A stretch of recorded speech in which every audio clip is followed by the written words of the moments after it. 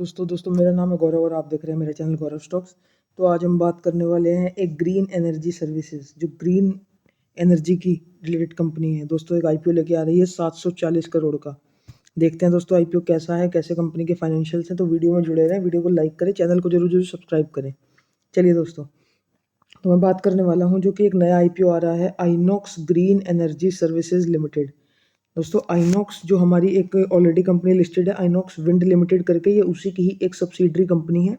Basically ये उसकी क्या है दोस्तों, होल्डिंग कंपनी है। ठीक है दोस्तों, होल्डिंग कंपनी क्या होती है? जो किसी कंपनी का 50% या उससे ज़्यादा 50% से ज़्यादा का स्टेक होल्ड करके रखती है, तो वो उसकी क्या होती है दोस्तों, होल्डिंग कंपनी होती है। तो ये जो हमारी आइनॉक्स ग्रीन है, ये आइनॉक्स विंड कंपनी की सब्सिडरी कंपनी है। ठीक है दोस्तों, तो चलिए बात करते हैं कंपनी के बारे में। तो कंपनी 2012 में इनकॉर्पोरेट हुई थी और दोस्तों किस चीज़ की कंपनी है? Major wind power operation and maintenance O&M services provider with in India. Basically operations and management की ये सर्विसेज प्रोवाइड करते हैं इंडिया में। और बेसिकली जो ये इनका जो काम है वो किस चीज़ से रिलेटेड है? Wind power operation. ठीक है दोस्तों, जो विंड पावर ऑपरेशन से ये एनर्जी वगैरह जनरेट करते हैं। तो बहुत ही दोस्तों देखिए, आपको सबको पता है कि जो अब देश है, कोई भी देश है, वो नेचुरल रिसोर्सेज से बचकर ग्रीन एनर्जी की तरफ प्रेरित हो रहा है, ग्रीन एनर्जी की तरफ प्रेरित हो रहा है। ठीक है ना दोस्तों, क्योंकि नेचुरल रिसोर्सेज सबको पता है लिमिटेड है। कोल हो गया, हमारे मिनरल्स हो गए, सब लिमिटेड है। लेकिन अब हमें क्या करना है? अगर हमें नेचुरल रिसोर्सेज को प्रिजर्व करना है तो ग्रीन एनर्जी की तरफ हमें बढ़ना पड़ेगा। इसका सबसे बेस्ट एग्जांपल है दोस्तों सोलर। आजकल देख रहे हैं आप सोलर पैनल कितने लग रहे हैं। ठीक है ना दोस्तों, तो काफ़ी बढ़िया कंपनी का मोटिव है। लेकिन इन कंपनीज की दिक्कत ये है दोस्तों, जैसे आपने देखा हो टाटा पावर या अडानी ग्रीन, इन सब की बोरोइंग्स, इन पे बोरोइंग्स बहुत ज़्यादा है, इनके ऊपर बोरोइंग्स बहुत ज़्यादा है। तो यही इन कंपनीज का दोस्तों थोड़ा सा इशू है, जहाँ ये अगर इन्होंने अपने बोरोइंग्स पे कंट्रोल करा, इनकी फाइनेंस कॉस्ट डाउन आ जाएगी। और जैसे ही फाइनेंस कॉस्ट डाउन आएगी, इनके प्रॉफिट्स हमें बढ़ने शुरू हो जाएंगे। ठीक है दोस्तों, चलिए अब हम आगे बात करते हैं। तो कंपनी एंगेज्ड है in the business of providing long term O&M operation and management services for wind farm project, specially the provision of wind generators. ठीक है ना दोस्तों, विंड टर्बाइन जनरेटर वगैरह ये कंपनी क्या करती है? प्रोवाइड करती है, उससे रिलेटेड सर्विसेज प्रोवाइड करती है। कंपनी के में क्या है दोस्तों, कंपनी के पास टीम है 393 एम्प्लॉयज़ की, तो कुछ ज़्यादा एम्प्लॉयज़ नहीं है, इंक्लूडिंग मैनेजर्स। ठीक है दोस्तों, एंड हम बात करने वाले हैं कंपनी की जो प्रेजेंस है वो है फिलहाल गुजरात में, राजस्थान, महाराष्ट्र, मध्य प्रदेश, कर्नाटका, केरला एंड तमिलनाडु। तो थोड़ा सा साउथ की तरफ ज़्यादा है। देन अगर आप नॉर्थ में बात करें तो राजस्थान हो गया आपका। देन वेस्ट में बात करें तो गुजरात हो गया। ठीक है दोस्तों, अब बात करते हैं कंपनी के टोटल रिवेन्यू के बारे में। जो रिवेन्यू कंपनी के अगर आप देखें 2020 में कितने के थे दोस्तों, 1653 मिलियन के थे। वो 21 में आपके 1722 मिलियन के। एंड 22 में भी दोस्तों कुछ खास ग्रोथ नहीं, ऑलमोस्ट सेम ही मिले हैं देखने को, 1721 मिलियन के।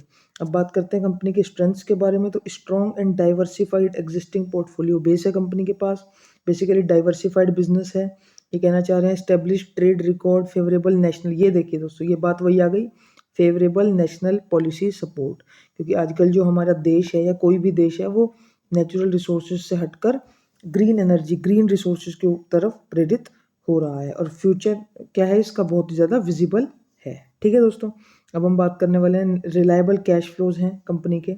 मतलब बेसिकली कंपनी के पास कैश है, high credit equality counter parties है। यानी कि कंपनी ने क्या कर रखा है दोस्तों, हाई क्रेडिट क्वालिटी, यानी कि अगर कंपनी क्रेडिट लेना चाहे तो कंपनी क्रेडिट ले सकती है। कंपनी ने अपनी ऐसी कंपनी के पास हाई क्रेडिट उठाने के लिए पार्टीज हैं।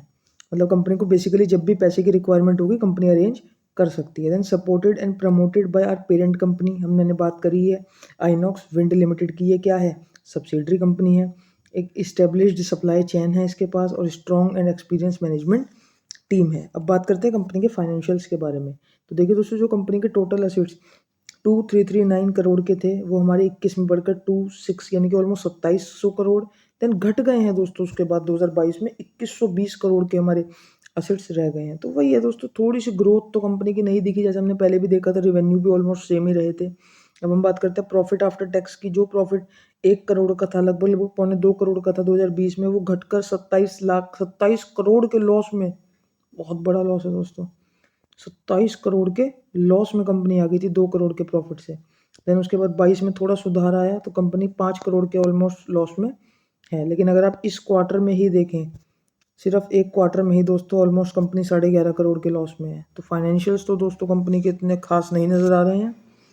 अगर आप बोरोइंग्स देखें तो बोरोइंग्स, चलो इस कंपनी की बोरोइंग्स क्या हो रही हैं, कम हो रही हैं। जो बोरोइंग हमारी 1000 करोड़ की थी वो बढ़कर 2021 में हमारी 1400 करोड़ हुई। दिन इन्होंने कुछ रीपेमेंट करके अब वो 900 करोड़ की हमारी बोरोइंग्स रह रही हैं।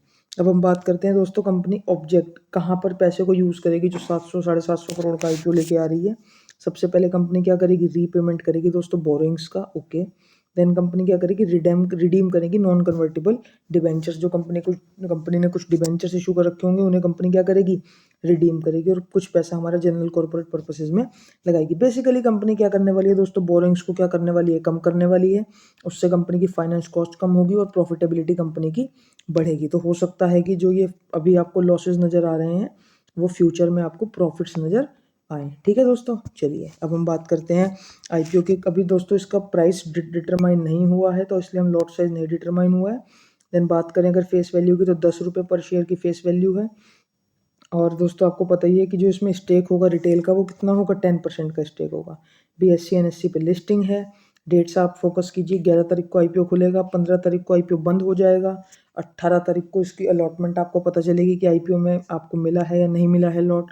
देन इनिशिएशन ऑफ रिफंड, पैसा वापस आएगा 21 तारीख को, 22 तारीख को आपके पास आ जाएंगे शेयर्स, 23 को हो जाएगी इसकी लिस्टिंग।